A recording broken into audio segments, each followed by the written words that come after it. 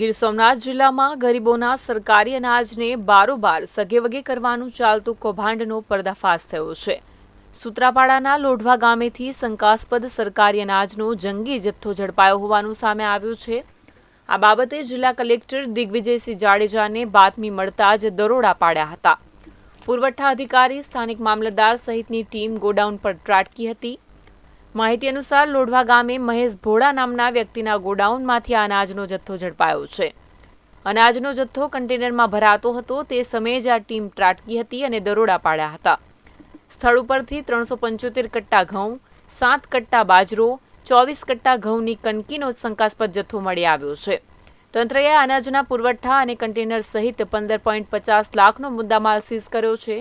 જો કે જિલ્લા કલેક્ટર દિગ્વિજયસિંહ જાડેજાની કાર્યવાહીના પગલે હાલ અનાજ માફિયાઓમાં દોડધામ મચી જવા પામી છે.